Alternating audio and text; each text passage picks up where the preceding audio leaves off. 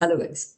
So now that CET is just like 10 or 12 days away, depending on when this video releases on YouTube, a lot of you might be confused कि यार मेरा score stagnant हो गया है, कैसे increase करूँ? You might be stuck. But I know that a lot of classes have reduced their difficulty level of mocks as well. मैंने एकदम reduce नहीं किया है, but हमारी mocks थोड़ी relatively पहले से हमने easy की है. But that they are still at a medium level of difficulty, I would say, because there is no guarantee कि second session easy होगा या tough. So this is my suggestion to you, please don't make sure तुम सिर्फ easy मॉक्स दे रहे हो, थोड़े थोड़े tough भी देते रहना. And in this most people are worried that यार मेरा स्कोर स्टक है, I am not able to move ahead, I don't know what to do. But you know what is happening at Crack Theory Test? So you guys know that we have a 120 group, right? जिसमें I do personalized analysis for like मैं proper analysis करता हूँ, जो भी सारे advanced marks है उसका मैं personally बैठ के सारे analysis करता हूँ, ये question कैसे होना चाहिए, इसका कैसे होना चाहिए. There are use sessions that happen in these 120 plus groups and साथ में you get the best competition. और ये group में से ही ज्यादातर लोग JB Sensory निकलते हैं. ये ग्रुप में पिछले एक हफ्ते से रोज 3-3 4-4 लोग ऐड हो रहे हैं. That is a huge number. Normally ये ग्रुप में 4-5 दिन में कभी एक जन घुसता है, because it is tough to get in, because 3 mocks में कंटिन्यूअस 120 प्लस स्कोर्स लाने होते हैं, वो भी हमारी मॉक्स में, बेचारा little tougher than CET. But 3-4 दिन से लोग जा रहे हैं. So how is that happening? How is it that people are able to increase their scores by 15-20 marks in such a short amount of time? And what are they thinking? What strategy are they using? यही चीज मैं इस video में बताने वाला हूँ. So let's start with it. So guys, how do you actually improve your marks by 10 to 20 marks in a limited amount of time? Limited मतलब I would say extremely limited. And ये जो मैं बता रहा हूँ, ये वीडियो अगर तुम फॉलो करोगे तो लिमिटेड मतलब 10-12 नहीं, अप्रोक्सीमेटली 4 से 5 डेज में तुम्हें पता चल जाएगा that you guys are increasing your marks if you are able to follow this in the right manner. Sorry. Now, before we start this video, I'll really like for you guys to actually click on the like button, because recently I have seen YouTube के analytics में that a lot of people who are watching all our videos are not subscribing to our channel and are not engaging with the videos. So I'll need for you to like the video and subscribe to the channel. It will be very very helpful for me. Now let's go.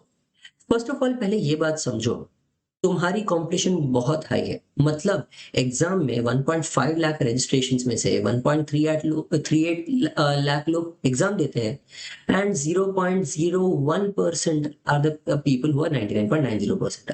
Now समझो, sorry 0.1% है basically. 130 people ये होते हैं 99.9 percentile people. इसका मतलब क्या? तुम्हें top 130 भी नहीं, तुम्हें टॉप 60-70 लोगों में रहना है to even get JBIMS. Why would you trust me? Because last time हमने 38 students भेजे थे JBIMS. That is a bloody huge number. And overall 69 students at JB plus Simsri. Right? So this strategy that I'm saying is definitely going to work very well for you. सबसे पहली बात, the biggest mistakes that you guys are making now is you are repeating the same absolutely illogical pattern of solving. तुम लोग पहले abstract से चालू करते हो या इंग्लिश से चालू करते हो, which is the worst section two start out of. You guys don't know the right order of solving. तुम लोग एनालिसिस पे कम और मॉक्स देने पे ज्यादा ध्यान दे रहे हो. एनालिसिस कर रहे हो तो एनालिसिस मतलब मोस्ट स्टूडेंट्स क्या करते हैं, ये क्वेश्चन था मैंने गलत किया, इसका आंसर ये था, बस. वो नहीं है, वो एनालिसिस नहीं है, वो खाली पेपर चेकिंग है. Paper checking is not analysis. Guys understand. Paper check करना मतलब सही आंसर देखना और सही तरीका देखना. एनालिसिस का मतलब होता है मैंने ये किया, ऐसा क्यों किया, इसके बदले मुझे क्या करना चाहिए, what is the right thing that I should have done. अगर मैंने ये चीज पहले उठाने के बदले ये चीज पहले उठाई होती तो क्या फर्क पड़ता. What was my strategy during the mock test that I made, like what is the wrong strategy that I used during the mock test because of which मेरा स्कोर डाउन गया. अगर तुम इस हिसाब से सोच रहे हो तो तुम एनालिसिस कर रहे हो, वरना तुम सिर्फ पेपर चेकिंग कर रहे हो. रैंडम प्रैक्टिस करके कोई फायदा नहीं है, तुम्हें टारगेटेड प्रैक्टिस करनी है. यू नीड टू अंडरस्टैंड कौन से दिन क्या पढ़ना है, कैसे पढ़ना है, कब पढ़ना है. You do not have to study everything. जो चीजें तुम्हारी वीक है उनको ही पढ़ो, and please make sure that the attempt is not about studying more, it is about जो तुमने पहले गलती की उसको करेक्ट करने की ट्राई करो। अपनी गलतियां सुधारो तो तुम्हारा पेपर सुधर जाएगा। That is something that I can guarantee you will work beautifully. And इसके लिए अगर तुम्हें चाहिए तो मैंने एक पूरा ट्रैकर बनाया है, ये ट्रैकर तुम लोग यूज कर सकते हो। इट्स अ फ्री ट्रैकर जो तुम डाउनलोड कर सकते हो। इसमें मॉक्स का ट्रैकर भी है कि कौन सी मॉक में कितना आया, एमपीएम कितना बना, ग्रोथ हो रहा है, रिडक्शन हो रहा है, सब कुछ पता चलेगा। एंड कौन से दिन पे क्या पढ़ना है उसका पूरा टाइम टेबल बनाया है। Now getting back to the topic, the 3 bucket strategy. कभी भी कोई भी क्वेश्चन, कोई भी टॉपिक को तुम तीन कैटेगरीज में डाल सकते हो। या तो वो तुम्हारा स्ट्रॉन्ग है, या तो वो मॉडरेट है, या फिर वो वीक है। स्ट्रॉन्ग मतलब ए कैटेगरी, मॉडरेट मतलब बी कैटेगरी, एंड वीक मतलब सी कैटेगरी। स्ट्रॉन्ग मतलब अक्यूरेसी हाई और time low. These are the ones which get you everything up till तुम्हें ये क्वेश्चंस पुम्बा दिलवा देंगे। तुम्हें सिर्फ ए कैटेगरी सॉल्व करके आए तो पुम्बा मिल जाए। बाद में आता है B category. B category topics जो तुम्हें पुश करेंगे वेलिंकर तक। And finally C category topic सुधारे तो तुम जाओगे सिमसरी एंड जेबी। समझ रहे हो? तो ये क्या होते हैं? बी कैटेगरी टॉपिक्स मतलब वो टॉपिक्स जो मैं करता हूं, पर अगर एक क्वेश्चन को 1 मिनट लगा तो वो बी कैटेगरी में आता है। मतलब ये क्वेश्चन शायद मैं थोड़ा और फास्ट कर सकता, मुझे छोड़ के बाकी सब लोग इसको थोड़ा फास्ट करते हैं, तो वो लोग कौन से सही तरीके से सॉल्व कर रहे हैं वो तुम्हें नहीं पता। You are solving these questions in the wrong method, with the wrong way, and with the wrong thought process. But C category क्या होता है? तो फिर सी कैटेगरी मतलब ऐसे टॉपिक्स जो थोड़ा नहीं बहुत ज्यादा टाइम लेते हैं, और ऐसे टॉपिक्स जिसमें तुम रेगुलरली मिस्टेक्स ज्यादा कर रहे हो। मतलब या तो इनमें तुम्हारा टाइम बहुत कम है, अगर इसमें टाइम बहुत कम है, सॉरी, इसमें तुम्हारा अक्यूरेसी बहुत कम है। अगर अक्यूरेसी बहुत कम है तो इसका मतलब क्या हो जाएगा? इसका मतलब दैट तुमने जितना टाइम इसमें इन्वेस्ट किया वो टाइम में तुम कोई और टॉपिक करके आते जो शायद तुम उसमें मार्क्स लेके आते, तुमने इसमें अपना टाइम वेस्ट किया। एंड दूसरे टाइप के क्वेश्चंस जो होते हैं, for example for a lot of people that is time and work, time speed distance, LR puzzles, सही हो जाते हैं, पर वो एक क्वेश्चन को 3-3, 3.5 4 मिनट दे देते हैं। इसका मतलब क्या? अगर तुम यही टाइम किसी और टॉपिक में डालते तो तुम 3 मार्क्स लेके आते, तुम इधर सिर्फ 1 मार्क लेके आए। मतलब these are questions that took more than the considerable amount of time, और a reasonable amount of time से काफी ज्यादा टाइम ये टॉपिक्स को लोगा। So they are either accuracy reducers or time black holes. These are your C category topics. Now, what should be your approach? You should maximize your strong questions. You should fix your moderate questions to put them into your A category. And तुम्हें C questions को control करना है। Control मतलब there will always be 2 type of C questions. One will be, C are divided into 2 parts. One is efficiency gap and knowledge gap. Knowledge gap मतलब तुम्हें वो topic आता ही नहीं है। फॉर एग्जाम्पल समझो कोऑर्डिनेट ज्योमेट्री, पीएनसी, प्रोबेबिलिटी, ये सारे topic जो तुम्हें आते ही नहीं है, तो उनमें टाइम डाल के क्या फायदा? उनसे टाइम निकालो और टाइम निकाल के दो ऐसे टॉपिक्स को जो तुम्हें आते हैं। तुमने सही किया, तुमने गलत किया बिकॉज तुम उसको जल्दी सॉल्व करने गए। मतलब तुम्हें प्रॉपर एफिशिएंटली उसको सॉल्व कर नहीं आता। उसको एक की जगह पर 1.5 मिनट दे दो, वो सॉल्व हो जाएगा। उसमें एक्यूरेसी कम हुई क्योंकि तुमने उसको जरूरत से कम टाइम दिया। उसको ज्यादा टाइम दो पर एटलीस्ट पॉजिटिव मार्क्स लेके आओ ना। वरना क्या होगा? तुम उसमें नेगेटिव मार्क्स, या फिर नेगेटिव मार्क्स या सीईटी में नहीं होते बट बाकी एग्जाम्स में होते हैं, तो या तो तुम उसमें नेगेटिव मार्क्स लाओगे या फिर तुम उसमें टाइम वेस्ट करोगे। सीईटी में टाइम वेस्ट करना equals to negative marking only, because CET में टाइम ही तो कम है अपने पास, right? So make sure that you are controlling how your approach towards C category questions is going to be. And for that toppers use this strategy.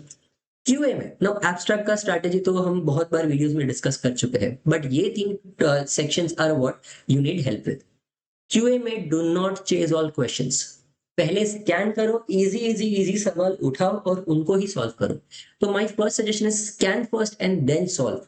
Avoid long DIR calculation heavy traps. अगर तुम्हारा speed maths अच्छा नहीं है तो stick to your strong chapters. For most people that is arithmetic and algebra. And goal 80 to 85% accuracy. इसका MPM तुम maintain करोगे 0.8 जितना एमपीएम मेंटेन करो, ठीक है। Now LRDI again, identify doable sorts sets fast. तुम्हें इसमें कौन से आते हैं? Input output, linear, coding decoding, ठीक है, ये आ जाते हैं जो तुम जल्दी सॉल्व कर सकते हो। कंफ्यूजिंग सेट्स को 2-3 मिनट्स में छोड़ दो, अगर उठा लिया गलती से तो उस पर टिके मत रहना, 2-3 मिनट्स मैक्सिमम उनको छोड़ देना। डोंट गेट इमोशनली अटैच्ड, ये दोनों टॉपिक्स बेसिकली सेम है। कोई भी सेट पे चिपके मत बैठना, एंड एक रॉन्ग सेट सीधा तुम्हारा 4-5 मार्क्स खा जाएगा। So that is why never linger, never linger on any question on any set in the LR section. LR is only question देखा मार्क किया आगे बढ़े, क्वेश्चन देखा मार्क किया आगे बढ़े, क्वेश्चन देखा मार्क किया आगे बढ़े। अगर किसी को भी ज्यादा टाइम लग गया तो उनको हम छोड़ देंगे। एंड फाइनली आता है VRC. VRC is the fastest scoring section अगर तुम्हें उसे स्मार्टली सॉल्व करने आता है तो। एंड एलआर का MPM can be 1 MPM, but English का एमपीएम कैन बी 1.4। इनफैक्ट मैं जब पर्सनली सॉल्व करता हूँ मेरा 1.6 1.7 का एमपीएम आता है, एंड मेरे कुछ स्टूडेंट्स का तो मुझसे भी ज्यादा एमपीएम आता है। This is the fastest section that you can score in. You have to focus on vocabulary based questions, error spotting that is grammar usage, इन पे बहुत ज्यादा फोकस करो। रीडिंग विथ पर्पस, इसका मतलब तुम्हें अपनी रीडिंग इस तरीके से करनी है, ज्यादा फास्ट मत कर, उस हिसाब से करो कि एक बार रीड करके तुम्हें पता चल जाएगा कि ये पैसेज की समरी क्या है। इसके लिए बहुत ज्यादा रीडिंग मेथड्स, बहुत ज्यादा रीडिंग ट्रिक्स की वीडियोस मैंने ऑलरेडी यूट्यूब पे डाली हुई है, एक बार जाके सिर्फ देखो। And finally avoid over thinking RC. How does that happen? By mapping. अगर तुम सही तरीके से मैप कर रहे हो, मैपिंग इक्वल्स रिडक्शन। मैपिंग का मतलब तुम्हें फिगर आउट करना है कि कैसे मैं इस 50 सेंटेंस के आरसी को 10 सेंटेंसेस में फिट कर रहा हूँ। You need to figure out कौन सा एक्स्ट्रा कचरा है, कौन सी चीजें हैं जो एग्जांपल्स है, कौन सी चीजें हैं जो एक्चुअल कंटेक्स्ट को हेल्प नहीं कर रही, उनको रिमूव करोगे तो फिर कोई भी आरसी तुम्हें याद रह सकता है। Not even a single RC in any CET exam has been so difficult कि तुम वो पूरा का पूरा याद ना रख सको, अगर तुम्हें प्रॉपर पता है कि कौन सी चीजों को याद रखना है। बस ये मेथड अगर तुम समझ गए, जिसके लिए मैंने यूट्यूब में बहुत सारी वीडियोस डाली हुई है, तो तुम डेफिनेटली ये चीज समझ पाओगे। If you want help with this, if you want to learn tricks for all of this, we have multiple courses. And अगर तुम्हें actual अच्छी quality के mocks चाहिए, along with personalized analysis for each and every student, then you can buy our Score Booster Advanced Mocks. This is going to be extremely beneficial for you. इसमें तुम्हें जो चाहिए, जो जो जरूरत है, वो सब कुछ include किया है। And all you need to do is just take the mocks, look at your analysis, and ये जो मैंने स्ट्रॉन्ग वीक का तुम्हें बोला है ना डिफरेंशिएशन, ये तुम्हें करना नहीं पड़ेगा, ये सब हम पर्सनलाइज तुम्हें बना के दे देते हैं। All you have to do is use that analysis and take the next mock with a better score, and you will see that the scores will go shoot up if you are solving in the right manner and if you are following our strategy. चलो, so guys I hope this video was helpful. अगर तुम्हें और किसी भी चीज की जरूरत है, you guys can reach out to me, and obviously the comments are always open. मुझे अभी रिसेंटली बहुत ज्यादा कमेंट्स आ रहे हैं, मैं सबके रिप्लाई करने की ट्राई कर रहा हूँ। अगर किसी को नहीं आया तो एक बार वापस कमेंट कर देना, I will try to reply to all of them, ठीक है। चलो bye everyone. As I said, please click on the like button, it will be very helpful for me. चलो।